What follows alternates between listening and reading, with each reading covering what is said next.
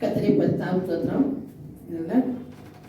நம்ம கடந்த வாரத்தில் நம்ம வந்து மனுஷனுக்கு என்னென்ன சோதனை வருது, எவ்வளோ பிரச்சனை வருது அப்படிங்கிறத குறித்து நம்ம பார்த்தோம்.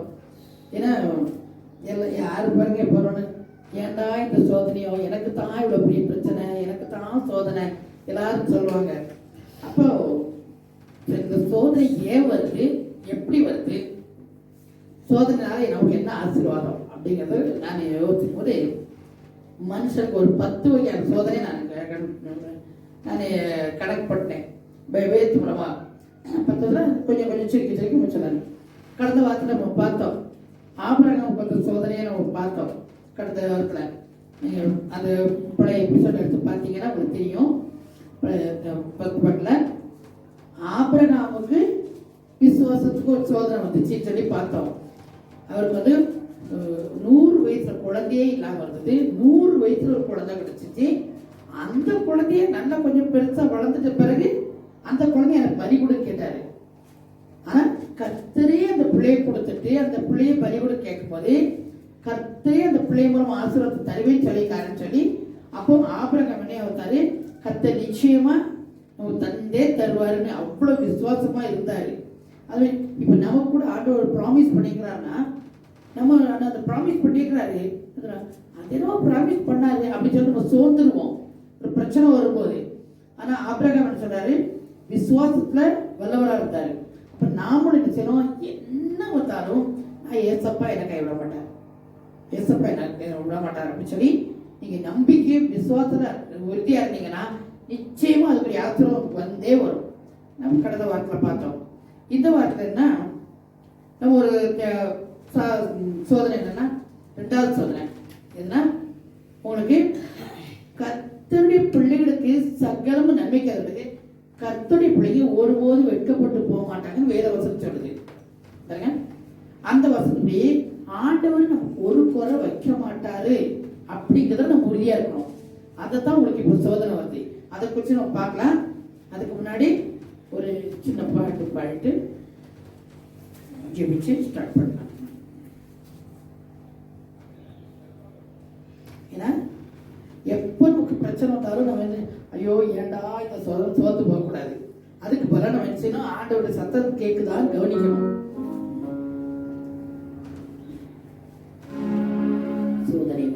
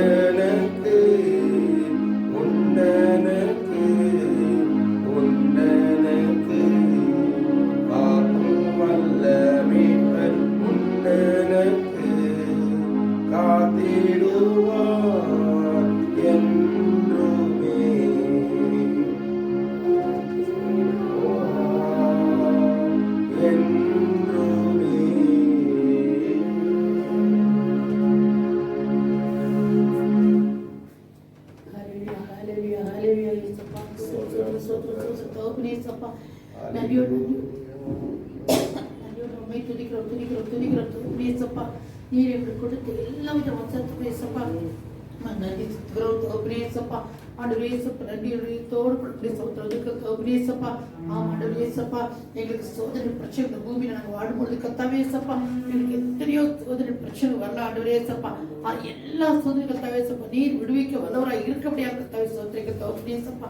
எங்களுக்கு எந்த ஒரு சோதனை ஆண்டவரேசப்பா நிச்சயமா இருந்து ஒரு பெரிய ஜெயத்தை கட்டிடுவீங்கப்பா ஆண்டவரேசப்பா. தோற்ற கத்தாவேசப்பா இந்த சோதனை ஜெயிக்கும் பொழுது கத்தாவேசப்பா எங்களுக்காக வைக்கப்பட்ட அந்த ஆசீர்வாதத்தை கத்தாவேசப்பா நாங்க சோதனைக்குள்ள எங்களுக்கு கிருபை செய்வீங்க தோப்பினேசப்பா. அந்த நம்பிக்கையோட விசுவாசத்தோட முன்னேற்ற கிருபை செய்யுங்கப்பா. இப்பொழுது போய் கத்தாவேசப்பா எங்களுக்கு நேரிட சோதனை கத்தாவேசா தப்பித்துக் கொள்ள வழியும் ஆண்டவரேசப்பா அதில் எப்படி கத்தாவே ஆசீர்வாதத்தை பெற்றுக்கொள்ளும் கத்தாவேசப்பா எங்களுக்கு நீங்க கற்றுத்தாங்க. ஆண்டவரே இந்த வசனமா நீங்க பேசுங்க. ஆவியானவரே கத்தாவேசப்பா எங்களுக்கு மூடி மறைத்து ஆண்டவரேசப்பா நீங்க வெளிப்படுங்கப்பா. நீங்க பேசுங்க தோப்பினேசப்பா. நீங்க எங்களோடு கூட கத்தாவேசப்பா அந்த ஆசீர்வாதத்துக்கு எங்களுக்கு உகந்தவராய் பாக்கியவான மாற்றி கொடுங்க. மீடியா தேவனை பொறுப்பெடுத்துக் கொள்ளுங்க, வழி நடத்துங்க.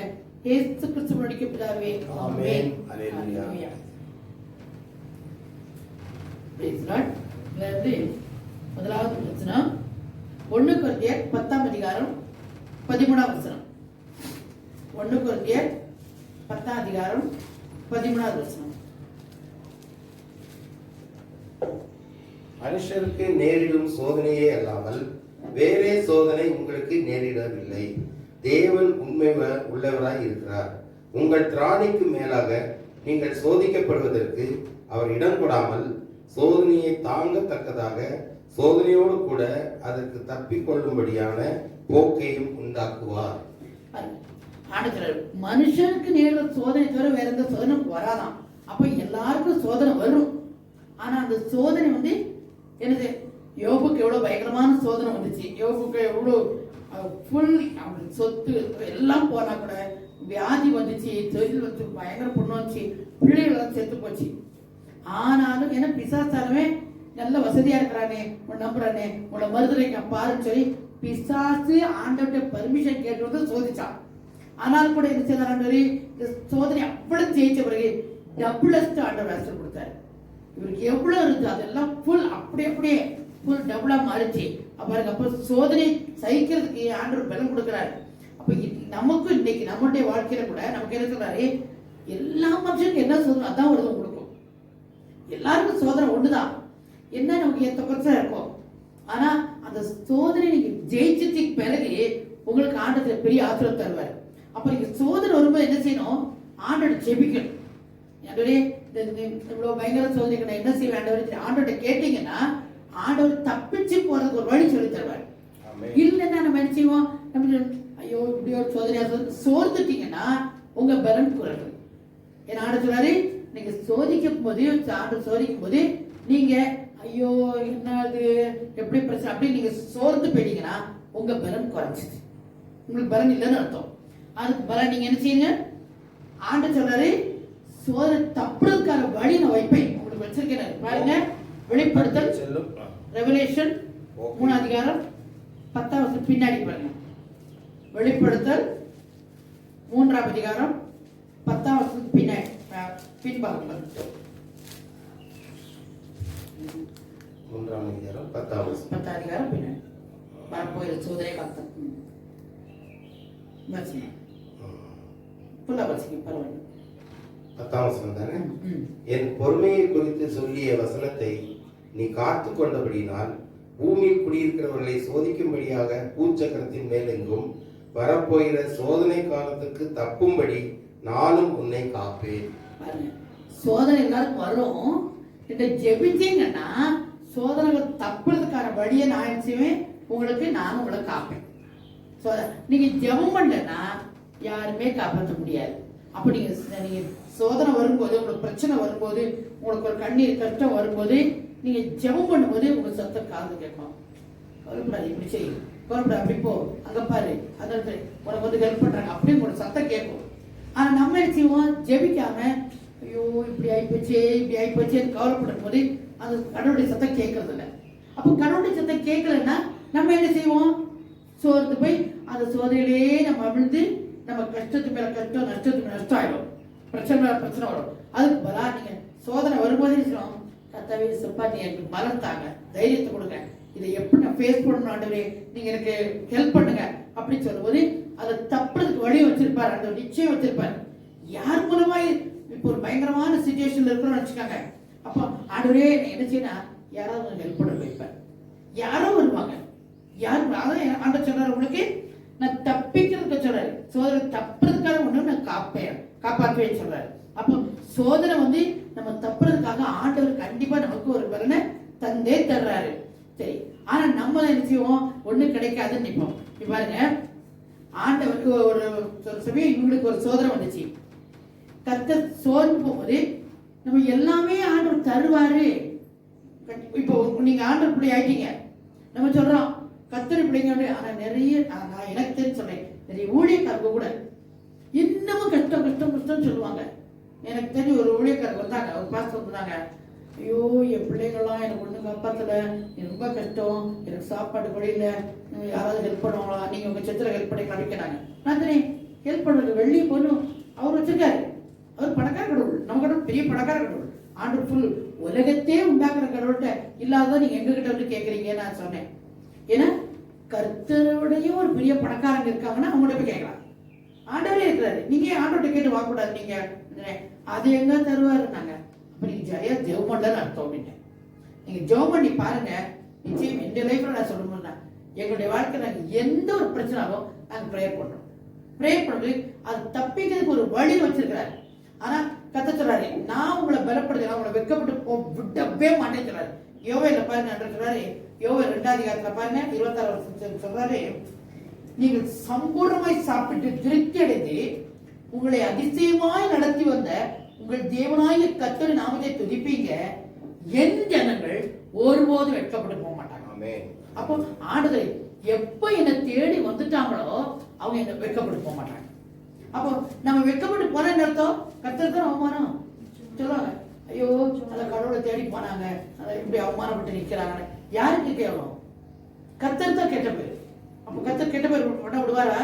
அதான் சொல்றாரு, என் ஜனங்கள் ஒருபோதும் வெட்கப்பட்டு போக மாட்டாங்க. ஆனா நம்ம என்ன செய்வோம், நம்மளுடைய அறியாமல் கஷ்டப்படுறோம். பாருங்க, இஸ்ரேல் ஜனங்களுக்கு இந்த ஒரு சோதனை வந்துச்சு. இஸ்ரேல் ஜனங்க எகிப்திலிருந்து தப்பிட்டு எகிப்திலிருந்து ஆண்டு நிறைய வாதைகளை கொடுத்து ஒரு அதிசயம் செஞ்சு அற்புதம் செஞ்சு வந்தாங்க. 10 வகையான வாதைகளை எகிப்து ஜனங்களுக்கு கொடுத்து எகிப்திலிருந்து இஸ்ரேல் ஜனங்களை விடுதலையாக்கி கொண்டு வந்தார். அங்க செங்கடல் அப்படியே 2ஆ பிளந்துச்சு. கடல் 2ஆ பிளந்து அப்படியே ட்ரை மண்ணு உலர்ந்த கடல் தண்ணி தனியா போகுது, ஈரம் கூட இல்லையா, உலர்ந்த தரவழியா லட்சக்கணக்கான ஜனம் கடந்து அடுத்த சீட் போனாங்க. தண்ணி எல்லாம் ஓப்பராது. எவ்வளவு பெரிய அதிசயம், அவ்வளவு பெரிய அதிசயம் செஞ்சு ஆண்டவர் ஜனங்களை காப்பாத்தி கரை சேர்த்துட்டார். அந்த கரைக்கு வந்த பிறகு ஐயோ என்ன கடவுள் என்னத்த செஞ்சாரு, எங்களுக்கு பசிக்குது, தண்ணி தாகம் எடுக்குது. அப்ப ஆண்டவர், நான் இவ்வளவு தூரம் நடத்தி வந்தேன், இனிமேல் நடத்த மாட்டேனா சொல்றாரு. நீ எகிப்துல இருந்து கிளம்பி வந்தீங்க, அங்க இருக்குது கானான் வச்சுக்கோ, இப்படி வந்து இவ்வளவு தூரம் வந்தாச்சு, இனி கானானுக்கு நுழைய போறோம். அதுக்கு முன்னாடி என்ன ஆண்டவர் எடுத்து கை விட்டாரு, என்ன பிரயோஜனம்? எல்லாருக்கும் தண்ணி தாகம் எடுத்துருச்சு. தண்ணி தாகம் எடுத்தோடனே சொல்றாங்க, ஐயோ தண்ணி தண்ணி தாகம் எடுக்கு, தண்ணி தாகம் எடுக்கு, சாக மாட்டோம். ஆனா நினைச்சோம், ஐயோ நாங்க செத்துருவோம், தண்ணி தாகம் ரொம்ப தண்ணி தாகமா எடுக்கு, நாங்க சாக போறோம். உடனே ஆண்டவர் போவாச்சு, நான் அவ்வளவு தூரம் நடத்தி கொண்டு வந்தேன்ல, இப்ப நீங்க என்ன சொல்றீங்க, நாங்க பாருங்க அந்த வருஷத்தை பாருங்க, அவங்களே வாயத்திறந்து சொல்றாங்க. முருகத்தாங்க நம்பர்ஸ் என்னாகுமோ நம்பர்ஸ் அரண்ய கண்டம், அவங்களே வாயத்திறந்து சொல்றாங்க, நாங்க செத்துருவோம், எங்களுக்கு தண்ணி தாகம் எடுக்கு, சாப்பாடு வேணும் எங்களுக்கு சொன்னாங்க. அப்ப நீ செத்துருவோம் சொல்றீங்களா, அப்ப செத்துருங்கன்றுவாரு. இப்ப நம்ம வந்து வாயில சொல்லவே கூடாது. ஏன்னா நம்ம எதை சொல்றோமோ அப்ப என் மேல நம்பிக்கையில தானே உங்களுக்கு அப்படிங்கிற. பாருங்க 14ஆம் அதிகாரம் 2ஆம் வசனம் பாருங்க. நம்பர்ஸ். இஸ்ரவேல் புத்திரர் எல்லோரும் மோசேக்கும் ஆரோனுக்கும் விரோதமாக முறுமுறுத்தார்கள். சபையார் எல்லோரும் அவர்களை நோக்கி, எகிப்து தேசத்திலே செத்து போகணுமானால் நலமாயிருக்கும், இந்த வனாந்தரத்திலே நாங்கள் செத்தாலும் நலம்.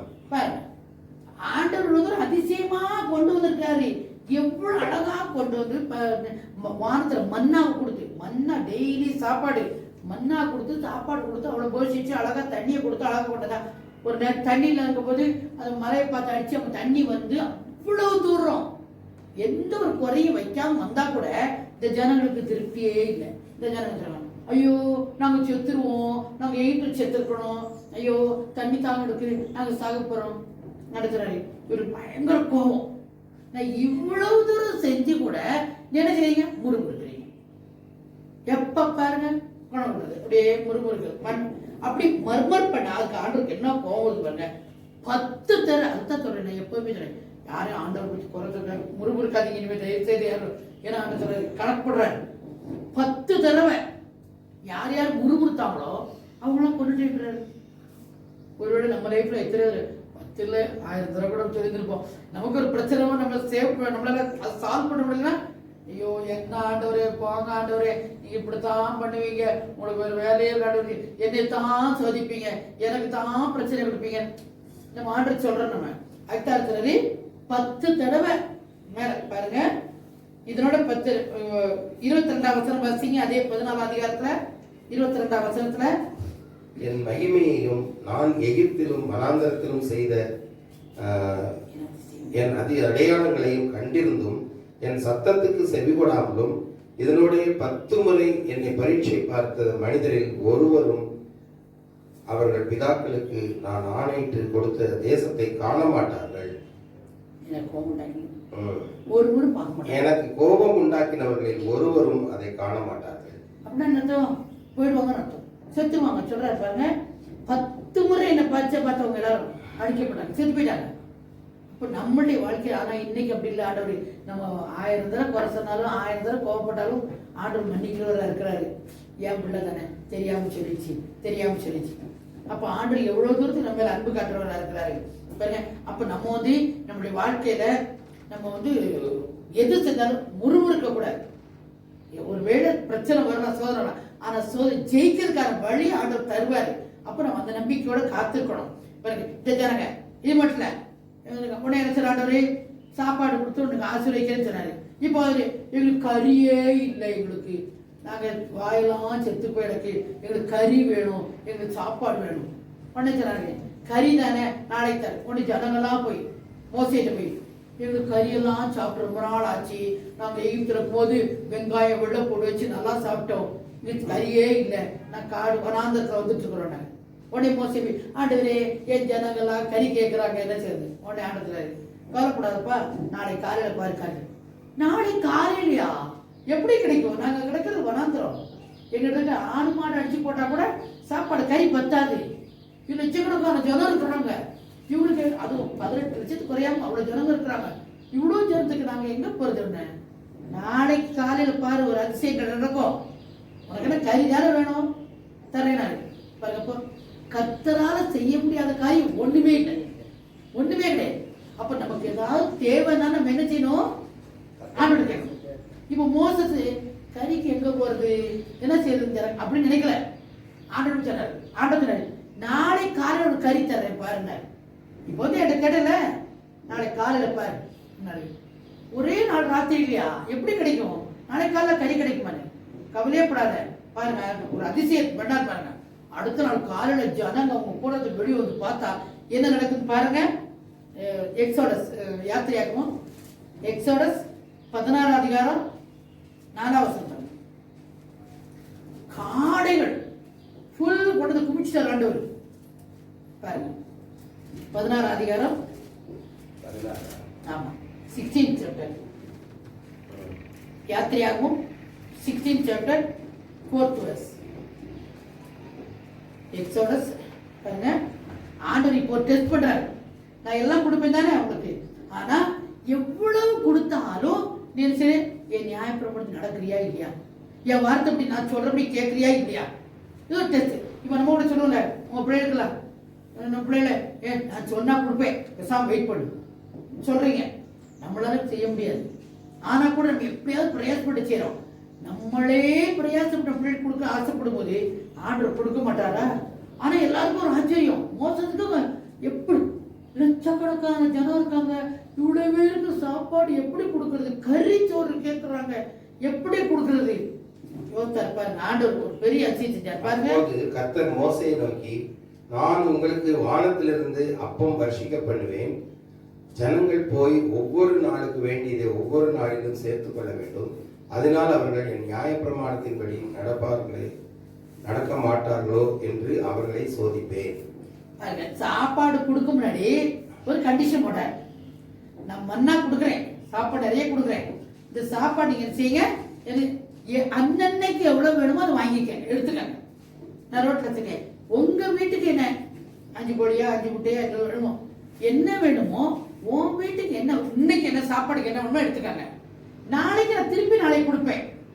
நாளைக்கு சேர்த்து வைக்காதீங்க.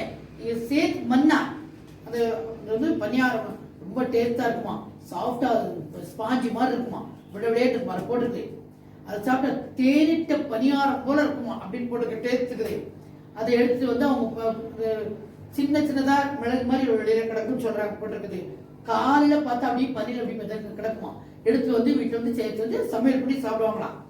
அத இன்னைக்கு எவ்வளவு வேணுமோ எடுத்துக்கோ, டெய்லி கொடுக்குறேன். அண்டரோட அப்பதான் தாரம் உனக்கு இருக்கு, கவலையே படாதீங்க. ஆனா நாளைக்குன்னு சேர்த்து வைக்காதீங்க, வச்சீங்கன்னா பூச்சி அடிச்சிடும். இவர் டெஸ்ட் நமக்கு, என் பேச்சை கேட்கலாங்களா இல்லையான்னு பார்க்கலாம். நான் இவ்வளவு தூரம் கொடுத்தேன்ல, கொடுக்குறேன். இப்போ உங்க டெஸ்ட், இன்னைக்கு மட்டும் சேர்த்துக்கோ, நாளைக்கு வைக்காத, நாளைக்கு வச்சா பூச்சி அடிச்சிடும். ஆனா ஜனங்க கொஞ்சம் பேர் நல்லா இருந்தாங்க. சிலவங்க இருக்காங்களே அது என்ன செய்யும், நாளைக்கு இருக்குதோ இல்லையோ பார்க்கலன்ட்டு கொஞ்சம் எடுத்து உள்ள வச்சாங்க. ஆனால் பார்த்தா பூச்சி அடிச்சிச்சு. உடனே நான் வைக்க கூடாது சொன்னேன்ல, கீழ்படிய மாட்டேங்கிறீங்கல்ல அப்படின்னாரு. ஆனா ஓய்வு நாளுக்கு முந்தின நாள் சொன்னாரு, நாளைக்கு யாரும் கிடைக்காது, அப்போ இது கிடைக்காது மண்ணா எடுத்து வச்சுக்கங்கிறாரு. அப்ப அது எப்படி கொஞ்சம், அதெல்லாம் கிடையாது, நாளைக்கு பார்க்கலாம் சோம்பேத்தனம் உட்காந்துருந்தாங்க. கடைசி அடுத்த நாள் என்ன விடல. ஆனா சேர்த்து வச்சவங்க வச்சிருந்தாங்க, பூச்சி அடிக்கல, ஒண்ணு அடிக்கல. அப்போ ஆண்டவர் சொல்ற பேச்சை கேட்டோம்னா பூச்சி அடிக்காது, நமக்கு ஆசீர்வாதம் தருவாரு. ஆண்டவர் பேச்சுக்கு அகேன்ஸ்டா போனோம்னா எல்லாம் லாஸ் ஆயிடும். இப்ப உங்களுக்கு ஒரு டெஸ்ட் வைக்கிறார் பாருங்க, என் வார்த்தையின்படி நடப்பாங்களோ நடக்க மாட்டாங்களோன்னு ஒரு டெஸ்ட் அப்படி சொல்றாரு பாருங்க. நியாயப்பிரமாணத்தின் நடப்பார்களோ நடக்க மாட்டாரோன்னு அவரை சோதிப்பேன். நான் இவ்வளவு தூரம் கொண்டு வந்தாங்க. அப்ப நான் டெஸ்ட் பண்ண போறேன், என்ன அவங்க அன்பா இருக்காங்க பாக்குறோம். ஒரு டெஸ்ட் வச்சாரு, வச்சுட்டு அடுத்த நாள் பாருங்க, அன்னன்னைக்கு சாப்பாடு எடுக்கன்னா சாப்பாடு எக்ஸ்ட்ரா எடுத்து வந்தாங்க, பூச்சி வச்சு. காடை பாருங்க 13ஆம் வாசிங்க. சாயங்காலத்திலே காடைகள் வந்து விழுந்து பாளையத்தை மூடிக்கொண்டது. விடிய காலத்தில் பாளையத்தை சுற்றிலும் பெய்திருந்தது. பாளை சுற்றிலும் அவன் எவ்வளவு இருக்கு அது மண்ணாவும் இதுவும் கிடந்துச்சு. எவ்வளவு இருந்துச்சான். விடிய காலம் இருந்துச்சு, வெளியே வந்து பார்த்தா அவங்க கூட ஃபுல்லா காடைன்னா தெரியும் உங்களுக்கு, கோழி. அந்த கோழி வீட்டு ஃபுல்லா கிடக்குது. எல்லாம் பிடிச்சி அடிச்சு சமையல் பண்ணி சாப்பிட்டுதான் எல்லாரும். வெயிட் தெரியுமா எப்படி ஒரு மாசம் வரைக்கும் சாப்பிட்டாங்க. அன்றைய சொல்றாரு பாருங்க, அதே போட்டிருக்காரு, ஒரு மாதம் வரைக்கும் அவங்க சாப்பிடுவாங்க. அந்த இது இப்ப நம்பர்ஸ் 14ஆம் அதிகாரத்துல பாருங்க, என்னாகமும் அவங்க திகட்டி போகிற அளவுக்கு வரைக்கும் சாப்பிட்டாங்க. அவங்க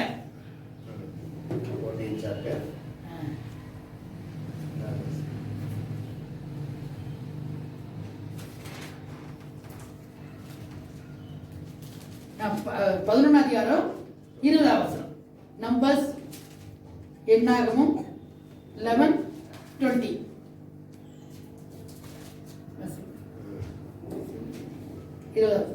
ஒரு மாதம் வரைக்கும் புசிப்பீர்கள். ஒரு மாசம் வரைக்கும் டெய்லி கறி, எவ்வளவு சாப்பிடுங்க. அப்படி பாருங்க எப்படி போட்டுருக்காங்க. அது உங்கள் மூக்காலே புறப்பட்டு உங்களுக்கு தெவிட்டும் போக மட்டும் புசிப்பீர்கள். உங்களுக்குள்ளே இருக்கிற கர்த்தரை அசட்டை பண்ணி நாங்கள் என் எகிப்து புறப்பட்டோம் என்று அவருக்கு முன்பாக அழுதீர்களே என்று சொல் என்றார். எல்லாம் அழுதீங்களே, சாப்பிடுங்க. ஒரு மாசம் வரைக்கும் சாப்பிடுங்க, இப்படி தெகட்டுற வரைக்கும், மூக்குள்ளே வர்ற வரைக்கும். ஒருத்தர் சொன்னாரு, வாயை திறந்தா தொண்டையில காக்கா பத்தும் போல அந்த அளவு வரைக்கும் சாப்பிட்டுருக்காங்கன்னு மூக்கு முட்டை சாப்பிட்றாங்கன்னு சொல்றாங்க. அதை போட மூக்கால் வர மூக்கு முட்டை சாப்பிட்டாங்க. சாப்பிட்டான்னு நினைச்சுங்க. அப்ப ஆண்டவர் நன்றி செலுத்தணுமா இல்லையா? ஏன்னா ஏன்னா ஓசியில கொடுக்குறாரு ஆண்டவர். அப்புறம் மெடிசன் ஆண்டவருக்கு நன்றி சொன்னோம். அவரும் கொடுத்தாரு, நம்ம தின்னோம். அப்படி எல்லாம் சாப்பிட்டு சாப்பிட்டு ஆண்டவர் நன்றி சொல்லணுடைய கோவம் வந்துச்சு. பார்த்தாரு, இச்சித்து சாப்பிட்டா செஞ்சீங்க போடி வியாதிய பாருங்க, அர்த்தம் போட்டிருக்காரு பாருங்க. அது தங்க பற்களுக்கு நடுவில் இருக்கிறத சாப்பிட்றது கூட கோவம் வந்துச்சா பாருங்க. வச்சிங்க இது 33 அவசரம் பற்கள் நடுவில். அப்போது ஜனங்கள் எழும்பி 33 தாங்கள் பற்கள் நடுவே இருக்கும் இறைச்சியை அவர்கள் நின்று தின்று முன்னே கர்த்தருடைய கோபம் ஜனங்களுக்குள்ளே மூண்டது. கர்த்தர் ஜனங்களை மகா பெரிய வாதையால் பாதித்தார். நல்ல கறி சாப்பிட்டு நம்ம எல்லாம் கத்து நீ பல்லுல நோண்டி நோண்டி சாப்பிட்றோமா? நம்ம அதை நம்ம நோண்டி நோண்டி இப்படி எடுத்து பல்லுக்குள்ள எடுப்போம் பாருங்க. அழகா குச்சி வச்சு எடுத்துட்டு இருப்போம். அதை போட்டிருக்காரு பாருங்க. பற்கள் நடுவே இருக்கிற இறைச்சிய அவங்க அப்படியே மெண்டு மெண்டு மெண்டு சாப்பிட்டுட்டு வியாதிச்சு. அப்பமாச்சும் நல்லா சாப்பிட்டோம், கர்த்தர் நல்லா கொடுத்தாரு, ஆசீர்வாதத்தை தந்தாரு, ஆண்டு நன்றி சொல்லிக்கலாம்ல. அப்படி சொல்லி தான் ஆர்டர் விட்டுருப்பாரு. ஆர்டர் அடிச்சுக்க மாட்டாரு. ஆனா ஒண்ணுல கிடைச்சிச்சு, வாட்சில கிடைச்சிது அப்படின்னு அப்படி சாப்பிடும்போது அப்படியே கதை கதை பேசிட்டே சாப்பிட்டுருப்பாங்க. என்ன வாதம் வியாதி கொடுத்தாரு, அடிச்சார் ஆண்டவர். பாருங்க, அப்போ ஆண்டவர் ஒரு டெஸ்ட் பண்ணும்போது உடனே ஆண்டவர் தேடணும். அப்படி தேடினா ஆண்டவர் சரி அவங்களுக்கு ஆசீர்வாதத்தை தருவாரு. இல்லைன்னா வியாதி சாகுன்னு விட்டுருவாரு. அப்புறம் என்ன செய்யணும்? ஆண்டவருக்கு எந்த ஒரு பிரச்சனை போராட்டம் வரும்போதும் நம்ம யோசிக்கணும், இந்த போராட்டத்தை ஜெயிச்சிட்டேன்னா எனக்கு பெரிய ஆசீர்வாதம் ஓசல தர்றாரு ஆசீர்வாதத்தை. அந்த ஆசீர்வாதத்தை வாங்குறதுக்காக பரவாயில்ல, இந்த பிரச்சனை என்ன, இந்த கொஞ்ச நாளைக்கு எங்களுக்கு ஒரு பெரிய எங்க ஃபேக்டரி போயிட்டாங்கன்னா சம்பளம் கொடுக்கல. சம்பளம் கொடுத்தாங்கன்னா திடீர்னு ஒரு சம்பளம் கொடுப்பான், திடீர்னு சம்பளம் இல்லைன்னுவான். அப்போ எங்களுக்கு எந்த மாதம் சம்பளம் வாங்குறாங்கன்னே எங்களுக்கு தெரியாது.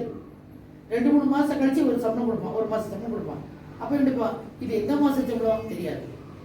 ஏன்னா 3 மாதம் சம்பளம் கொடுக்கல, முதல் மாதம் சம்பளமா இல்லை இந்த மாதம் சம்பளமானே தெரியாது.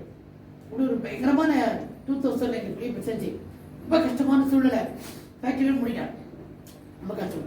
அப்போ ஒரு பயங்கரமான ஒரு அமாவாசை ஒன்று வந்துச்சு. என்னமோ பெரிய அமாவாசைன்னு சொல்லி எல்லாரும் சொன்னாங்க. அந்த 2000 வந்துச்சு. அப்போ எங்கள்கிட்ட ப்ரேயர் எடுத்து எங்கள் தேசிய வயசுக்கு அந்த ஃபங்க்ஷன் ப்ரேயர் வந்து எங்கள் பசங்க இவ்வளோ கஷ்டம் இருக்கு சொன்னாங்க.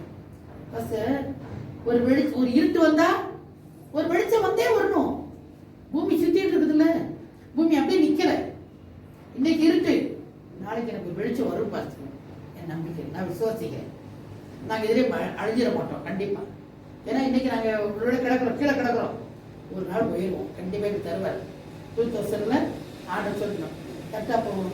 ஜூன் மாதம் ஜூலை மாதம் அதே கத்திரி கரெக்டாக நம்ம சொல்லி வைக்கிறது கூட செப்டம்பர் மாதம் வேலையெல்லாம் வைக்கணும். செப்டம்பர் 30 வேலையும் போச்சு. அது வரை கொஞ்சமாக சம்பளம் வந்துடுச்சு. சம்பளம் இல்லை, வேலையும் இல்லை. ஆனாலும் ஒரு நம்பிக்கை இருந்துச்சு, தேவ் கர்த்தருடைய பிள்ளைக்கு சகலம் நன்மைக்கு எதுவாக நடக்குது. ஆண்டு கர்த்தரை தேடின பிள்ளைங்க வெக்கப்பட்டு போக மாட்டாங்க. சொல்லிக்காரு அவரு, நான் கஷ்டப்பட்டா யாருக்கு கஷ்டம்? உங்களுக்கு தான் கேவலம், உங்களுக்கு தான் வெக்கம், எனக்கு வெக்கம். ஆனா ஆண்டவரே என்னை தேட வெக்கப்பட்டு போக விடவே மாட்டேன்னு இருக்கீங்களே. எனக்கு கவலை இல்லை ஆண்டவரே. செப்டம்பர் ஆச்சு, 30 வேலை இல்லை, சம்பளம் இல்லை, ஒரு பைசா கொடுக்கல, அவனும் தரை அதையும் தரல. ஆனாலும் கர்த்தாவே சப்பா நீங்க பார்த்துக்குவீங்க, உங்க பிள்ளை வெக்கப்பட்டு போக விடவே மாட்டேங்க. ஆனா ஒரு நாள் வந்தது, கர்த்தரை கிருபையில இந்த இடத்தை ஆண்டவருக்கு ஆசிரிச்சு கொடுத்தாரு. பயங்கரமான சூழ்நிலை, சாப்பாட்டுக்கு வழி இல்லை, சம்பளம் இல்லை, வேலை இல்லை. ஆனா கர்த்தர் சொந்த வீடு கொடுத்துருக்காரு. இன்னைக்கு இடத்துல எனக்கு ஆச்சரியமா இருக்கும். அடிக்கடி சொல்லுவாங்க, நம்ம பேசுவோம்ல, இந்த கர்த்தர் எப்படி கொடுக்காரு பாருங்க. நம்ம அதிலேயே அழிஞ்சிட்டோமா? ஆனா ஒரு கஷ்டம் வரும்போது அதுல ஐயோ அவ்வளவுதான், சரி கஷ்டம் அப்ப கூட இருக்கிறாங்க, அந்த பணம் வந்துல நீங்க பிக்சர்ல போட்டுருங்க, ஏதாவது சாப்பிடலாம். இவங்க கூட சொன்னாங்க, அதை வச்சு நான் சிங்கப்பூர் போயிட்டு கொஞ்சம் வேலை பார்த்து சம்பாதிச்சுட்டு வந்து கொஞ்சம் எல்லாம் செய்யறாங்க. ஆனா கத்துறேன், நான் உன்னை காப்பாத்துறேன், நான் உன்னை வைத்துறேன், நீயே கவலைப்படுற. ஆண்டச்சுறாரு நான் ஆண்டவரே ஓகே ஆண்டவரே ஜெபம் பண்ணோம். எல்லாம் உட்காந்து 5 பேரும் உட்காந்து கண்ணீரோடு ஜெபிச்சோம்.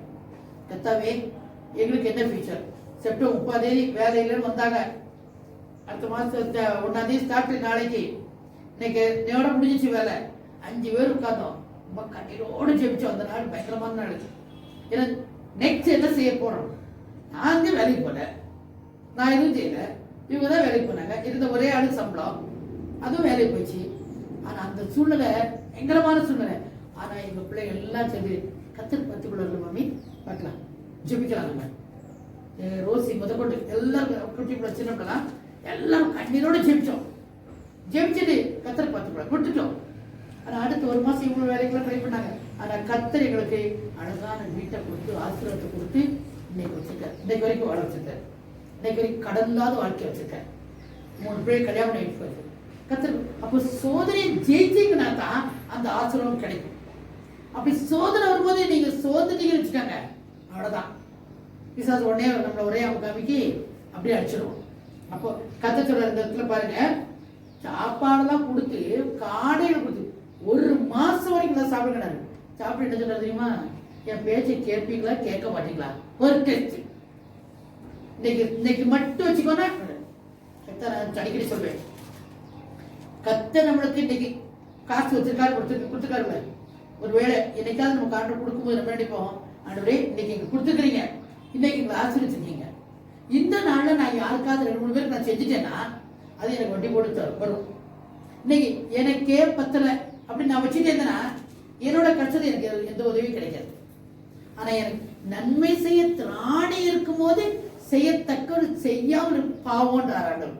அப்போ நீங்க நன்மை செய்ய உங்களுக்கு திராணி இருக்கும் போதே நீங்க உங்களுக்கு கடவுள் கையில பைசா கொடுத்துருக்கும் போதோ, உங்களுக்கு செய்ய ஸ்ட்ரென்த் இருக்கும் போதோ, இல்ல ஒரு ஹெல்ப் பண்றதுக்கு உங்களால முடியும் போதோ நீங்க ஹெல்ப் பண்ணாம போயிட்டீங்கன்னா அது ஒரு பாவமா கத்த சொல்றது. அப்ப நீங்க நன்மை செய்யறதுக்கு உங்களுக்கு திராணி இருக்கும்போதே நீங்க நன்மை செய்யுங்க. அப்படி செஞ்சீங்கன்னா அந்த நன்மைகள் உங்களுக்கு வந்து சேரும். அந்த நன்மை உங்களுக்கு ஆசீர்வாதமா அமையும். கத்த சொல்றாரு பாருங்க. அப்போ கர்த்தருடைய வார்த்தைக்கு நீங்க கீழ்ப்படிவீங்களோ மாட்டீங்களோ அப்படின்னு உங்களுக்கு டெஸ்ட். அப்ப டெஸ்ட் வைக்கும் போதே ஆண்டவரே சப்பா, இன்னொரு காரியத்தை கூட ஒரு சாட்சியா சொல்லணும்னா, எங்களுக்கு சடனா அப்போ அந்த டைம்ல ரொம்ப கஷ்டமான டைம். நாங்கள் 2003 இங்க வந்துட்டோம். அவ்வளோ சம்பளம் கிடையாது, ஒன்றும் கிடையாது. நாங்கள் ஆனால் எங்களுக்கு வந்து சர்ச்சு நடத்துகிறோம், ப்ரேயர் மீட்டிங் நடத்தணும் ஒரு ஆசை. ஆர்டர் ஜெபிச்சோம்.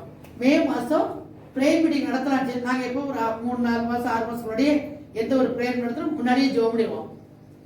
ஃபிக்ஸ் பண்ணிட்டோம், ஜனவரியில் ஃபிக்ஸ் பண்ணிட்டோம். மே மாதம் நம்ம ப்ரேயர் மீட்டிங் நடத்துகிறோம், ஃபேமிலியெல்லாம் கூப்பிட்டு ஓகேனாச்சு. ஆனால் ஜெபிக்க ஆரம்பித்தோம். என் குடும்பம் 9 பேர், அவ்வளோ பேர் வரணும், எங்கள் அப்பா அம்மா எல்லாரும் சேர்ந்து வரணும். நம்ம வீட்டில் ப்ரேயர் நடத்தினோம். ஆனால் ப்ரேயர் நடத்தினா பைசா வேணும். அதானே வெள்ளியை போன நீங்கள் வச்சுருக்கீங்கல்ல, நீங்கள் தருவீங்க. விட்டுட்டோம், கவலையே பொருளாதார பற்றி யோசிக்கவும் இல்லை. ஆர்டர் பார்த்து ஜெபிச்சுட்டு விட்டோம். கரெக்டாக ஜனவரி மாதம் லாஸ்ட் வீக்கில் ஒரு வீட்டுக்கு நாங்கள் ஜெபிக்க போனோம். ஒரு வீட்டுக்கு எங்களை கூப்பிட்டாங்க, ப்ரேயர் கூப்பிட்டாங்க. ப்ரேயர் ஜெபிக்க போனால் ஜெபிச்சு எல்லாம் முடிச்சுட்டு வரும்போது ஒருத்தர் வந்தார். அந்த ப்ரேயருக்கு வந்திருந்தவர் ஒரு கவர் கொண்டு கொடுத்தாரு. நாங்கள் எப்போதுமே வாங்கிட்டு வந்து வீட்டில் வந்து ஜெபம் பண்ணி ஓப்பன் பண்ணி பார்ப்போம். ப்ரேயர் பண்ணிட்டு ஓப்பன் பண்ணி பார்த்தா அதில் 17,500 நோட்டு இருந்துச்சு. பயந்துட்டோம். ஐயோ இவ்வளோ தனிப்பு இருக்கு, எஸ்வே இவ்வளோ ரூபாயோ தெரியாமல் கொடுத்துட்டாங்க. ஏன்னா அவங்க வீட்டுக்கு வாடகைக்கோ பலச்சிருக்கோ சம்பள பணமோ என்னமோ தெரியல கொடுத்துட்டாங்க. அதை ஒன்றுமே எழுதாமல் இருந்துச்சா நாங்கள் பயந்துட்டோம். பயந்துட்டு 17,500 நோட்டு. ஐயோ 8,500 நடுங்கிட்டோம் 2 பேருமே. ஐயோ தெரியாமல் ராத்திரி 10:30 மணி. உடனே அந்த ஃபேமிலிக்கு ஃபோன் பண்ணி சொன்னோம். ஏன்னா எங்களுக்கு கொடுத்தவருக்கு நம்பர் தெரியாது எங்களுக்கு. அப்புறம் அந்த எங்களோட ப்ரேயர் கூப்பிட்டாங்க அப்படின்னு சொன்னோம். சிஸ்டர் இந்த மாதிரி உங்கள் வீட்டுக்கு ப்ரேயர் ஒருத்தர் வந்திருந்தாரு, அவர் எங்களுக்கு இந்த மாதிரி கவர் கொடுத்தாரு, தெரியாமல் மிஸ் ஆயிடுச்சு போல, உங்களுக்கு 17,500 இருக்குது, அவர் தெரியாமல் கொடுத்தாரு, இந்த காசை நாளைக்கு கொண்டு உங்கள்கிட்ட கொடுத்துருவோம் சிஸ்டர், நீங்கள் அவர் கையில் கொடுத்துருங்க அப்படின்னோம். உடனே அவங்க ஃபோன் பண்ணி அவங்க கேட்டாங்க. அப்போ அவர் சொன்னாராம், என்னை ஆண்டவர் கொடுக்க சொன்னாராம், அவங்களுக்கு நான் கொடுத்துருக்கேன்னு சொன்னாராம். அவங்க சொன்னாங்க, ஆண்டவர் கொடுக்க சொன்னாரா? என்னத்துக்கு இவ்வளோ பெரிய அமௌண்ட் நம்ம கொடுக்க சொல்றது காரணம்? அப்போ ஏதோ நமக்கு ஒரு செலவு இருக்கு போல. நாங்கள் இப்படிதான் யோசிப்போம். அன்னன்னைக்கு பாட்டு அன்னைக்கு வந்தா ஓகே, கொஞ்சம் காசு எக்ஸ்ட்ரா வந்துருச்சுன்னா ஏதோ ஒரு செலவு இருக்கு போல் இருக்கே, என்ன செலவுன்னு தெரியலையே, சரி ஓகே வெயிட் பண்ணலாம், அதை அப்படியே ஒதுக்கி வச்சிடலாம், அது செலவழிக்க மாட்டோம், பயமா இருக்கும்.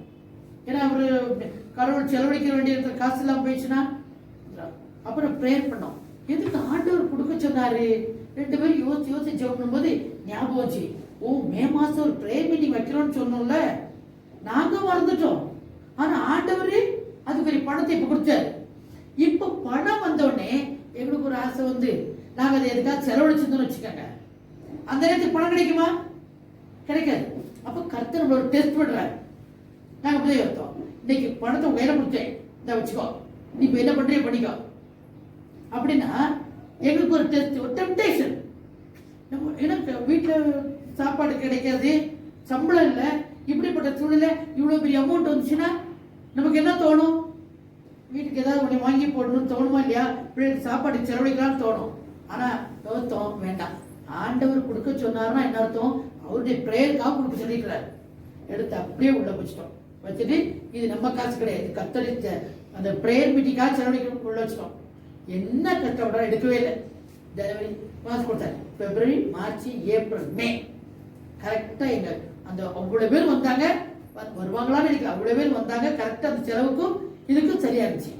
அப்ப கர்த்தர் செய்யறே நமக்கு அமௌண்ட்டை முதலே கொடுத்துறாரு, கொடுத்து நம்மளுக்கு டெஸ்ட் பண்றாரு, நீ எனக்கு செலவழிக்கிறியா இல்லையா பார்க்கலாம். பிரேயர் மீட்டிங் இவ்வளவு பிரச்சனை, யாராவது பிரேயர் மீட்டிங் வைக்க செலவழிப்பாங்களா? என்னத்துக்கு அந்த காசு? பிரேயர் மீட்டிங் இன்னொரு வச்சுக்கலாம், அந்த காசு நம்ம வீட்டுக்கு எவ்வளவு செலவாகும். ஆனா கர்த்தர் மட்டும் தன்னோட காரியத்துக்கு செலவழிக்க வச்சாரு. கர்த்தர் பெரிய ஆசீர்வாதத்தை வச்சாரு. இன்னைக்கு ஒரு ஆசீர்வதிச்சு வர்றாரு. நான் உங்களுக்கு சொல்றேன், உங்களுக்கு ஒரு சோதனையை கொடுக்கும் போது நீங்க கர்த்தருடைய வார்த்தை நடப்பீங்களோ மாட்டீங்களோ, கர்த்தரை விசுவாசிப்பீங்களோ விசுவாசிக்க மாட்டீங்களோ அப்படின்னு உங்களுக்கு ஒரு டெஸ்ட். அப்ப அந்த டெஸ்ட நம்ம ஜெயிக்கணும்னா நம்ம என்ன செய்யணும்? என்னதான் இருந்தாலும் வேண்டாம், அதாவது இச்சை, ஆசை, எதுவுமே அனாவசியமான பொருள் மேல நம்ம ஆசைப்படாதபடிக்கு, ஆண்டவரே நீங்க என்ன சொல்றீங்களோ அப்படி செய்யறேன்னு கர்த்தருடைய வார்த்தையை கீழ்ப்படியும் போது நிச்சயமா நம்ம வீட்டுல பெரிய ஆசீர்வாதம். அதுக்கப்புறம் எங்களுக்கு ஆண்டவர் குறைய வைக்கல.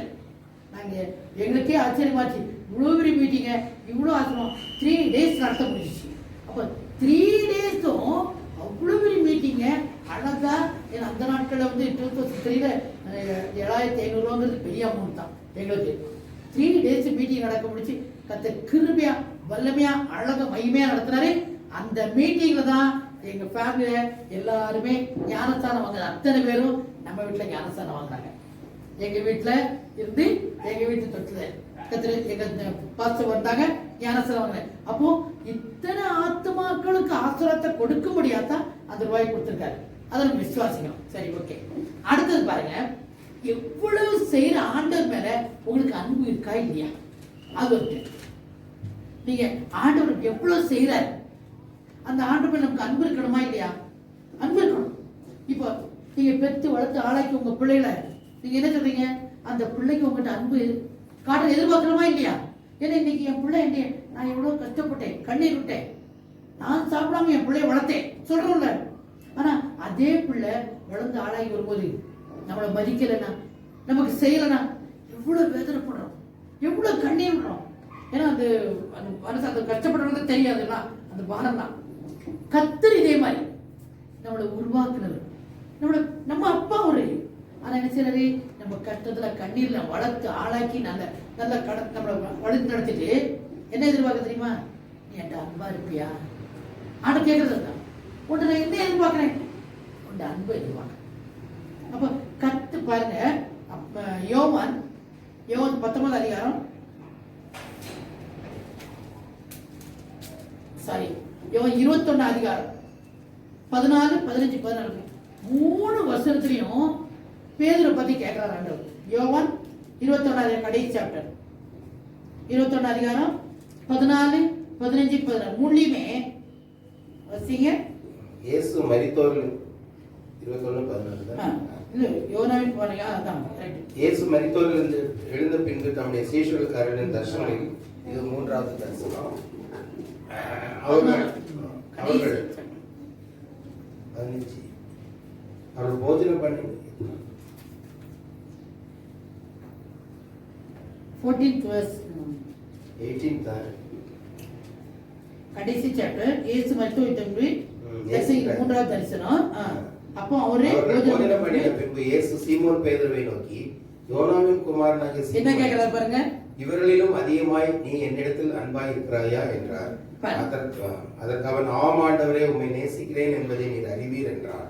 அதற்கு, என் ஆட்டுக்குட்டிகளை மேய்ப்பாயாக என்றார். அந்த ஒரு வேர்ட் பாருங்க, நீ என்கிட்ட அன்பா இருக்கிறியா. அப்ப கர்த்தர் உங்கள்ட்ட என்ன எதிர்பார்க்கிறாரு? அன்பு. உங்கள்கிட்ட எதுவுமே நம்மளுடைய இப்போ நிறைய கை நிறைய காணிக்க கொடுத்தாதான் ஆண்டதெல்லாம் எதிர்பார்க்கறது இல்லை.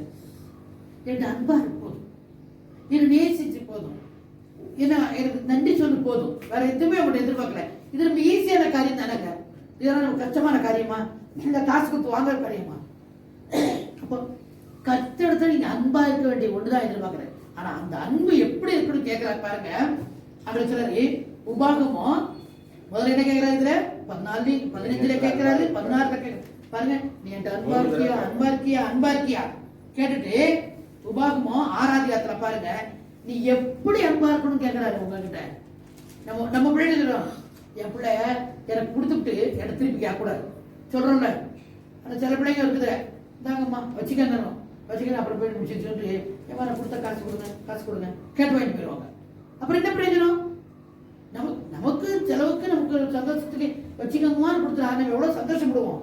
அப்பா எவ்வளவு கொடுத்துருக்கு, நான் ஏதாவது வாங்கலாம் சந்தோஷம். அதுக்கு வந்து ஏமா அதை அப்பயே கொடுத்து பாருங்க, அந்த பணத்தை கொடுங்க அப்படி கேட்டா, எனக்கு தானே கொடுத்தேன், எனக்கு இப்போ அர்ஜென்டா செலவுக்கு கொடுங்க, நமக்கு எவ்வளவு வைத்தியத்துல இருக்கும். நம்ம அந்த பணத்தை போய் ஓ இது வாங்கலாம் இது இருக்கலாம், நம்ம சில கனவுகள் வைப்போம், நம்ம சில யோசிப்போம். அதுக்குள்ள பாருங்க கைக்கு வந்தது இப்படி பாருங்க எவ்வளவு கஷ்டம். அடுத்த ஆண்டு சொல்றாரு, என்கிட்ட அன்பா இருக்கி அன்பா இருக்கி அன்பா. அதே தான் நம்ம அப்பா அவர். இப்ப நம்ம அவருடைய பிள்ளைங்க, நம்மகிட்ட அவர் அத்தா எதிர்பார்க்கிறாரு பாருங்க. உபாகமோ 6ஆம் அதிகாரம் 5ஆம் வசனத்தை எப்படி எதிர்பார்க்கிறாரா, நீ உன் தேவனாய கர்த்தரிடத்தில் உன் முழு இதயத்தோடும் முதல்ல என்கிட்ட அன்பா இருக்கியா, எப்படி அன்பா இருக்கியான்னு கேட்கிறாங்க. என் முழு இதயத்தோடும். எக்ஸோடஸ்மா, Exodus 6 chapter 5th verse. Deuteronomy. sorry Deuteronomy 6 chapter. உபாகமம் டியூட்டானமி 6 chapter 5th verse. சரியா? அது 6th chapter 5th verse. Love the Lord your God with all your heart, with all your soul, and with all your strength. முழு இதயத்தோடும், முழு ஆத்மாவோடும், முழு பலத்தோடும் அன்பு கூறுவாயாக. சும்மா அன்பு கேட்கலாண்டவரே உங்கள்கிட்ட, என் அன்பு அன்பா இருக்க நான் என்ன சொல்றேன், முழு இதயத்தோடும் முழு ஆத்மாவோடும் முழு பலத்தோடு அன்பு கூறுவாயாகன்றோம். இது என்ன எப்படி கேட்கிறாரு? அதுல வித்தியாசம் இருக்கு, நம்ம யோசிப்போம் பாருங்க. அதுதான் பைபிள்ல போட்டிருக்காரு. சாலமோன் வந்து மகா ஞானி, அவர் ராஜா. அவர் என்ன பண்ணாரா, 1 ராஜாக்கள 3ஆம் அதிகாரத்துல சாலமோன் ராஜா ஆண்டவர் அவ்வளவு அன்பா இருந்தாராம். ஆனாலும் மேடைகள் மேல தூபம் கட்டு வந்தார் போட்டு. அப்ப நேத்தம் எங்கேயோ ஒரு இடத்துல குறை வச்சிருக்காரு தானே, கர்த்தருக்கு ஒரு குறை சாலமோன் ராஜா மேல.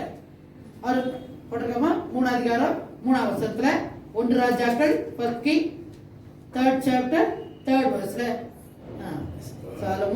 சாலமோன் கர்த்தரிடத்தில் அன்பு கூர்ந்து தன் தகப்பனாகிய தாவீதின் கட்டளைகளில் நடந்தார். ஆண்டவர் மேல அன்பா வந்து அவங்க அப்பா சொன்னபடி கேட்டார், தாவீதின் வழியில நடந்தாரு. ஆனாலும் அவன் மேடைகளிலே பலியிட்டு தூபம் காட்டி வந்தார். ஆனாலும் அவங்க ஒரு குறை இருக்கு, தப்பு நடக்குது. ஏன்னா ஆனாலும் இந்த சாலமோன் ராஜா என்ன பண்ண தெரியுமா, ஆண்டவர் யார் யாரு வேண்டானாரோ அத்தனை பொம்பளையும் அரேஞ்ச் பண்ணிட்டு வந்தார். 11ஆம் அதிகாரத்துல பாருங்க, 1ஆம் வசனம் 2ஆம் வசனத்தை பாருங்க. அதே இதுல 11ஆம் அதிகாரம் கத்த எந்த அவங்கள வேண்டாம் கட்டாத, இவங்கள வேண்டாம் கட்டாத, இவங்கள வேண்டாம் கல்யாணம் பண்ணாத சொன்னாலும் அத்தனை லேடிஸையும் கல்யாணம் பண்ணிட்டாரு. தப்பு தானே அது? அப்ப எப்படி ஆண்டவர் மேல முடிச்சு அன்பா இருக்காரு? நம்ம சொன்ன வார்த்தையை கேட்கல, உங்களுக்கு கோவம் வராதா? இப்போ உங்க பிள்ளை இருக்குது, இதை செய்யாதரா சொன்னா கோவம் தான். உங்களுக்கு காசுதான் கொடுக்கல, ஓகே சரி, அது செய்யாதடானா அதையாவது கேட்கணும். சரி சரி, அங்க போகாத கேட்கறதுல எவ்வளவு கஷ்டமா இருக்கும் பாருங்க. தாவீது பாருங்க, சாலமோன் ராஜா ராஜாவாகிய சாலமோன் பார்வோனின் குமாரத்தியை நேசித்ததும் அல்லாமல் மோவாபியரும் அம்மோனியரும் ஏதோமியரும் சீதோனியரும் ஏத்தியரும் ஆகிய அந்நிய ஜாதியாரான அநேக ஸ்திரீகள் மேலும் ஆசை வைத்தான். கர்த்தர் வேண்டாம் விலக்கிய எல்லா ஸ்திரீயும் ஐக்கிய வச்சு ஐக்கியமா இருந்தான் பாருங்க. அப்போ கர்த்தர் இவங்களெல்லாம் ஆண்டவர் வேண்டான்னு சொன்னார். அந்நிய ஜாதி கல்யாணம் பண்ணினா உன்னை விக்கிரகத்தை வணங்க வச்சிருவாங்க, உன்னை என்னை விட்டு தூரம் போய்க்கிடுவாங்கன்னு சொன்னார். ஆனாலும் இந்த சாலமோன் கேட்கவே இல்லை. அப்ப என்ன அர்த்தம்? கடவுள் மேல அன்பா இருக்கிறேன். பாருங்க, நான் எனக்குள்ள ஒரு ஆராய்ச்சி பண்ணேன். 3 காரியங்கள்: முழு இதயத்தோடும், முழு ஆத்மாவோடும், முழு பலத்தோடும். இப்ப நான் என்ன சொல்றேன்? சரி பிரகாரமா போறேன், சர்ச்சுக்கு டெய்லி போகணும், எப்படி சரி சண்டே சர்ச்சுக்கு போகணும்ப்பா, நான் போறேன். அதே அர்த்தம் எனக்கு ஆண்டர் மேல அன்பு இருக்கு, திருப்பி அன்பு, நான் ஆண்டர் ஒரு நாள் போய் பார்க்கணும். நீங்க போறோம், இது என்ன செய்யுது? உங்க சரீரம், நீங்க சரீர பிரகாரம் நினைச்சீங்க, உங்க ஆலயத்துக்கு வந்துடுறீங்க. அப்ப உங்க பலத்தோட ஆலயத்தோடு உட்காந்துருங்க, ஓகே. ஆனா வந்து என்ன செய்யறது, என்ன அப்படின்னு சொல்லி நம்ம சோறு வருது பாருங்க. அப்போ உங்க ஆத்மாவில் என்ன ஆகுது? உங்க ஆத்மாவில் ஆண்டது இல்லை. அப்போ ஆத்மாவில நீங்க குறைவா இருக்கீங்கன்னு அர்த்தம்.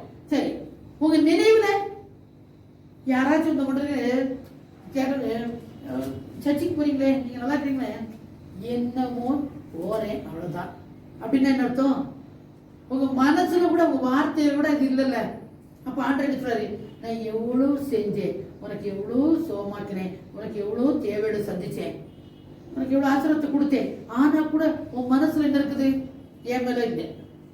இப்போ உங்க பிள்ளை வந்து என்னமோ எங்க அம்மா பெத்தாங்க வளர்த்தாங்க, என்னத்தை செஞ்சாங்க எங்க அம்மா அப்பா சொன்னா, நீங்க பண்ண சாக்ரிஃபைஸ் எல்லாம் போச்சே, நமக்கு எவ்வளவு வேதனையா இருக்கும். இதான் ஆண்டு சொல்றாரு. அப்ப ஆண்டு என்ன சொல்றாரு? நான் உங்களுக்கு ஒரு நாள் ஏதோ ஒன்று ஆயிடுச்சுன்னா, ஒரு சோதனை வந்துச்சுன்னா, இன்னத்தை இந்த ஆண்டவர் அப்ப இதுவரைக்கும் செஞ்சதெல்லாம், இதுவரைக்கும் செஞ்ச நன்மையெல்லாம் போச்சு, வேஸ்ட் ஆயிடுச்சு. அப்ப ஆண்டவர் என்ன எதிர்பார்க்கிறார் உங்ககிட்ட? முதல்ல நீங்க என்ன செய்யுங்க, உங்க இருதயத்துல ஆண்டவர் வச்சுக்கிட்டீங்கன்னா பாருங்க, முழுமையான கத்திர அன்பு, அவங்க கத்தருக்கு முழுச்சு அன்பு கூறன்னு சொன்னா நம்ம முதல்ல ஆண்டவராரு, நீங்க ஆண்டோட அன்பா இருக்கீங்க எப்படி தெரியும் தெரியுமா? ஆண்டோடைய கற்பனைகளை நீங்க கை கொண்டாதான் நீங்க அன்பா இருக்கீங்க அர்த்தம். இல்லைன்னா நானும் ஆண்டோட அன்பா, சாலமோன் ராஜா மாதிரி கடைசியில ஆண்டவர்கிட்டே விலகி போற மாதிரி ஆயிடுச்சு. பாருங்க, 1 யோவான் 1 ஜான் 5:3, 1 யோவான் 5:6 சொல்றாரு பாருங்க. சொல்றாரு, நீங்க என்ன செய்யணுமா? நான் ஆண்டோட அன்பா இருக்கேன், எனக்கு இயேசு பிடிக்கும், இயேசு பிடிக்கும் என்ன சொல்லணும்? நீங்க என்ன செய்து கேட்கல தெரியுமா? உங்களோட காசு பணத்தை கேட்கல ஆண்டவர். நீங்க என் அன்பா இருக்கிறீங்களா இல்லையாங்கிறதுக்கு எப்படி தெரியும் சொன்னா வாசிங்க, 1 யோவான் 5:3. நாம் தேவனுடைய கற்பனைகளை கைக்கொள்ளுவதே அவரிடத்தில் அன்பு கொள்ளலாம். கர்த்தருடைய கற்பனைகளை கைக்கொள்ளும் அப்படி அர்த்தம். நீ என் அன்பா இருக்கியா? என் பேச்சை கேளு சொல்றோம். நம்ம பிள்ளைகளுக்கு நீ என் பேச்சை கேட்டியா, நீ என் அன்பா இருக்கான்ற எல்லாம் சிலவங்க சொல்லுவாங்க, என் பிள்ளை எல்லாம் கொண்டு கொடுத்துட்றான், காசு பணத்தெல்லாம் கொண்டு தண்ணி கொடுத்துட்றான், ஆனா என் பேச்சை கேட்கறதே இல்லைங்க.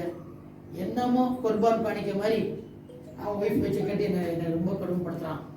மனசு எவ்வளவு கஷ்டமா இருக்கும். காசு கொடுத்தா போதுமா நம்ம லைஃப்ல?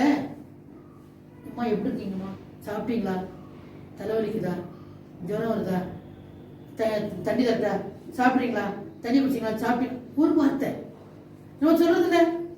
இப்ப என்ன குறை உங்களுக்கு? அதான் கொடுத்துல காசு 1000 ரூபா தரல, சாப்பிட்றீங்களா, ஃப்ரெண்டா உங்களுக்கு திருப்தி ஆகுதா நமக்கு? அப்போ உங்க பேச்சை கேட்கலாம் உங்களுக்கு எவ்வளவு கஷ்டமா இருக்குது. இதுதான் ஆரம்பிச்சாரு. நீங்க என் அன்பா இருக்கிறீங்கன்னா என்ன அர்த்தம்? என்ன செய்யணுமா? என் கற்பனை கை அப்படி அர்த்தம். என் பேச்சை கேளுங்க, நான் என்ன சொன்ன அதை கேளுங்க. நம்ம எப்படி நம்ம பிள்ளைகிட்ட எதிர்பார்க்கிறோமோ அதுக்கு ஆண்டவர் எதிர்பார்க்கிறாரு. நம்ம பிள்ளைகளுக்கு நிறைய கொடுத்துருவாங்க, பேச்சை கேட்க மாட்டாங்க. நம்ம வீட்டுக்குள்ள தான் இருப்பாங்க, நம்மளை பார்க்க மாட்டாங்க. எல்லாம் ஜாயிண்ட் ஃபேமிலியா தான் இருப்போம். ஆனா நினைச்சவங்க அம்மா அப்பா இருக்காங்களா இல்லையா, நம்ம வாசல்ல உட்கார்ந்தா கூட ஏமா என்னம்மா காப்பி வச்சிங்களா கேட்கறதுல, ஆபீஸ் வந்தாக்கா அவங்க வாடு போயிட்டு இருப்பாங்க உள்ள. என்ன பிரயோஜனம்? கண்டு காணாம போறான். நான் இந்த வீட்டுல என்ன நிறைய பேர் கேட்கணும், கேள்விப்படுங்க, சொல்லுவாங்க என்ன பிரயோஜனங்க இந்த வீட்டுல நான் இருக்கேன், என்ன பிரயோஜனம், என்னைய பார்த்து சாப்பிட்டியான்னு ஒரு வார்த்தை கேட்கறதுங்க, எவ்வளவு மனசு கஷ்டம் யோசித்து பாருங்க.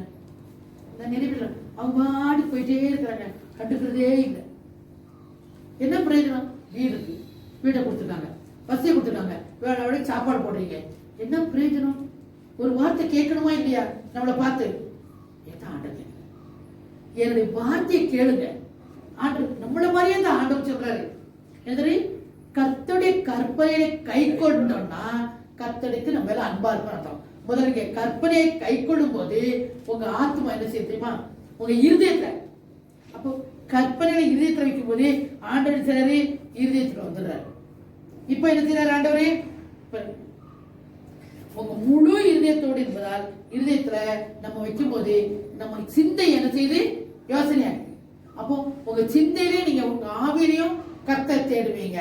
கர்த்தர் அப்போ கர்த்தர் சொல்ற காரியத்தை நீங்க செய்யும் போது அவனுடைய பலத்தோட நீங்க அன்பா இருக்கீங்கன்னு அர்த்தம். அப்போ கர்த்தருடைய வார்த்தையை கீழ்ப்படிங்க, கர்த்தரை பத்தி யோசிங்க, கர்த்தரை கருத்தை செய்யுங்க. இப்படி செஞ்சீங்கன்னா கர்த்தர் உங்களோட கர்த்தர் நீங்க அன்பா இருக்கீங்கன்னு அர்த்தம். ஆண்டவர் சிலரு என் மேல அன்பா இருக்காங்களா டெஸ்ட் பண்றாரு. முதல்ல சிலரு என்னை விசுவாசிக்கிறாங்களா அப்படி ஒரு சோதனை வச்சாரு, அதுல ஜெயிச்சோம். அடுத்தது ஒரு டெஸ்ட், நான் உங்களுக்கு எல்லாம் செய்வேன், தந்தே தருவேன், நான் நியாயப்பட நீங்க வார்த்தை நடப்பீங்களோ நடக்க மாட்டீங்களோ அப்படி ஒரு டெஸ்ட். அப்புறம் கர்த்தரே நான் வெட்கப்பட்டு போக மாட்டேன்னு சொல்றீங்கல்ல, நீங்க வெட்கப்பட்டு போகவே மாட்டீங்க, உங்களுக்கு என்ன வேணும் நான் தரேன், காடை வேணுமா சாப்பாடு வேணுமா டெஸ்ட். ஆனா அதுல என்ன சொல்றாரு? எல்லாத்தையும் கொடுத்துட்டு இப்படி இப்படி செய் சொல்றபடி கேளுன்றாரு. அப்படி ஒரு டெஸ்ட்.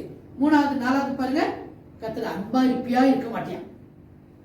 அப்ப நம்ம கர்த்தருக்கு அன்பா இருக்கிறோம்னு நமக்கு இந்த டெஸ்ட் வரும்போது நம்ம சொல்லுவோம், நான் கர்த்தரை கொடுத்து அன்பா இருக்கிறேன் ஆண்டவரேன்னு சொல்லி கர்த்தரை கற்பனைகளை கீழ்ப்படியும் போது ஆட்டோமேட்டிக்கா நமக்கு எல்லாம் வரும், நமக்கு ஆசீர்வாதம் வரும். நம்ம எப்படி நம்ம பிள்ளைகிட்ட இருந்து ஒரு ஆசீர்வாதத்தை சந்தோஷத்தை எதிர்பார்க்கிறோமோ அதை போலதான் ஆண்டவரும் நம்மகிட்ட இருந்து எதிர்பார்க்கிறாரு. நாம என்ன செய்யலாம்?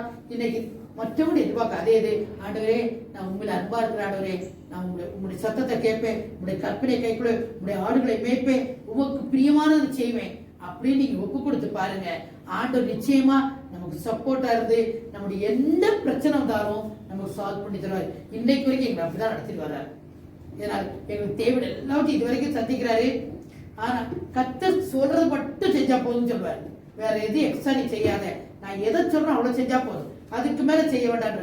ஒரு வீட நமக்கு சோதனையே வந்தா கூட ஆண்டு ஒரு தாங்கிறதுக்கு பலன் தர்றேன்ல, அந்த சோதனை நீங்க நம்ம அழிஞ்சிட மாட்டோம், கஷ்டப்பட மாட்டோம். ஆண்டு சொல்றது அதுதான். அதனால நம்ம நினைச்சலாம் கத்திருப்பது கத்த நிச்சயமா நம்மளோடு கூடது எல்லா சோதனையும் ஜெயிக்க வச்சு அதுக்குரிய ஆசீர்வாதத்தை, சரி அந்த ஒரு ஆசீர்வாதத்தை நம்மளுக்கு சொல்லி முடிக்கிற பாருங்க. நீங்க கத்தோடைய ஆசீர்வாதத்துல கத்தோடைய அன்புல நீங்க இருந்தீங்கன்னா நமக்கு தெரியணும்ல, அதை உங்களுக்கு சொல்லி முடிக்கிறேன். நீங்க கத்தருக்குள்ள இவ்வளவு தூரம் நான் இருக்கிறேன், எனக்கு என்ன கிடைக்கும் அப்படி ஒரு நம்ம யோசிக்கலாம் பாருங்க. ஒரு 4-5 ஆசீர்வாதத்தை உங்களுக்கு சொல்லி முடிக்கிறேன் பாருங்க. முன்மாறி பின்மாறி. எக்ஸோடஸ் 20 அதிகாரம் 6ஆம் வசனத்துல, எக்ஸோடஸ் யாத்திரை 20 அதிகாரம் 6ஆம் வசனம்.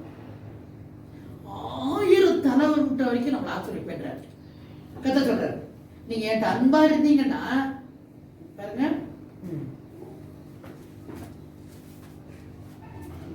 20 அதிகாரம் வசிக்கிறேம்மா. But I show my love to thousands of generations of those who love me and obey my laws. 1000 வருஷம் என்னிடத்தில் அன்பு கொண்டு என் கற்பனையை கை கொடுக்க 1000 தலைமுறை இறக்க செய்வாரு.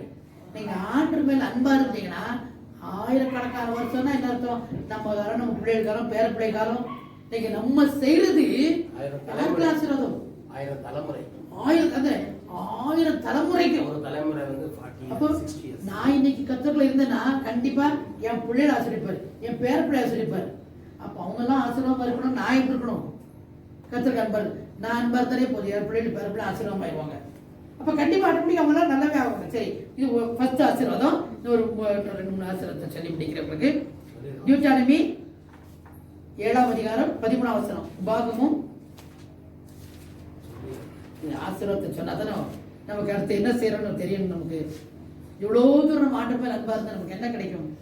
உன்மேல் அன்பு வைத்து உன்னை ஆசீர்வதித்து உன்னை கொடுப்பேன் என்று உன் பிதாக்களுக்கு ஆணையிட்டு கொடுத்த தேசத்தில் உன்னை பெருக பண்ணி உன் கற்பக்கனியையும் உன் நிலத்தின் கனியாயும் உன் தானியத்தையும் உன் திராட்சை ரசத்தையும் உன் எண்ணெயையும் உன் மாடுகள் பலையும் உன் ஆட்டு மதில் ஆசீர்வதிப்பார்.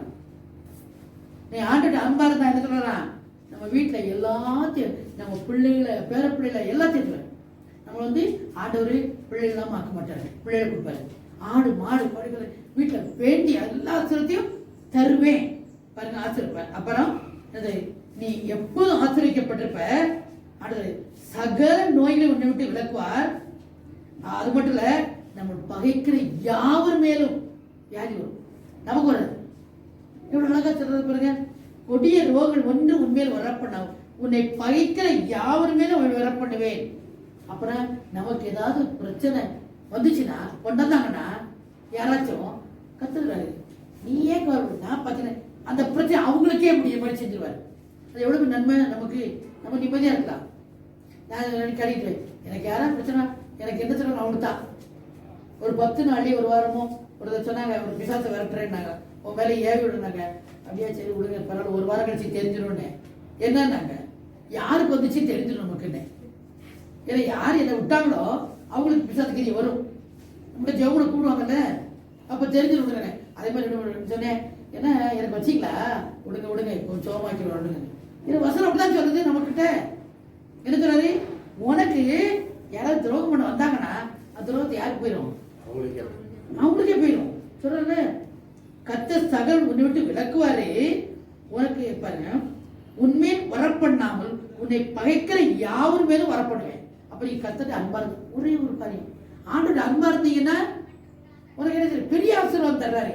அடுத்து பாருங்க, முன்மாறி பின்மாறி பெய்ய பண்ணுவேன்றாரு பாருங்க. அதே 11ஆம் அதிகாரம் 14-15 பாருங்க. நியூட்டானமி உபாகமம் 11ஆம் அதிகாரம் 14-15 பாருங்க. உனக்கு முன்மாறி பின்மாறி பெய்யும். அப்படி அர்த்தம், நம்ம இன்னைக்கு கஷ்டப்படும் போது ஆண்டவர் அந்தந்த டைமுக்கு சில சமயம் இன்னைக்கு விளைச்சல் வந்த அன்னைக்கு மட்டும் இல்லை, பின்மாறி தொடர்ந்து. அதே கிரதாஸ்க்கு வேலை பார்க்கும்போது எனக்கு அது சொல்லுவாங்க, சம்பளம் ஒன்று கொடுத்துருவான், அப்புறம் இன்சென்டிவ் சொல்லி 25ஆம் கொடுப்பான். நான் நினைப்பேன் அதான் முன்மாறி பின்மாரின்னு நினைப்பேன். 25ஆம் சம்பளம் கொடுப்பேன் என் தம்பிகளோட. ஏன்னா உங்களுக்கு 2 சம்பளம் கொடுக்க அப்படின்வாங்க. உடனே ஜாலியா மேரேஜ் பண்ணிட்டேன்ல அதனால நீங்க ஏரியா சொல்லுவாங்க.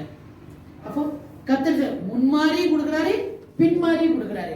அது மட்டும் இல்ல, நமக்கு இடும்பு செய்யறாங்க பாருங்க, யாராச்சும் நமக்கு விரோதமா செய்யறாங்க பாருங்க, அவங்களுக்கு அடிக்கிறாங்க பாருங்க ஆண்டவர். சங்கீதம் 31:23. சங்கீதம்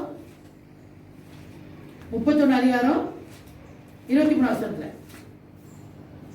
எனக்கு கர்த்தர் கொடுக்கிற நன்மையை நம்ம சோதரிகளுக்கு கர்த்தரோட கிருபை வைக்கணும்.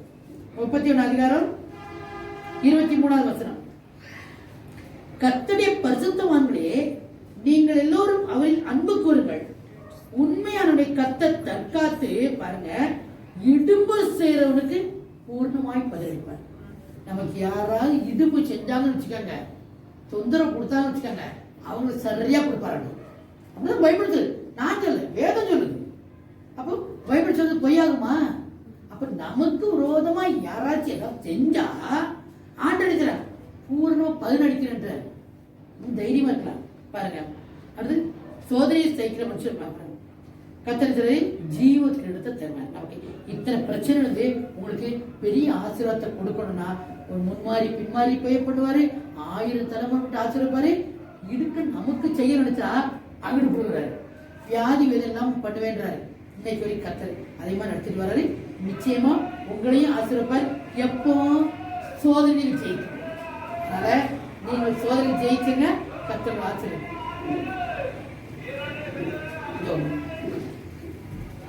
நிற்போம். 10 ஸ்தோத்திரம் சொல்லுவதாக. அல்லேலூயா. கர்த்தர் ஆசீர்வதிப்பார்.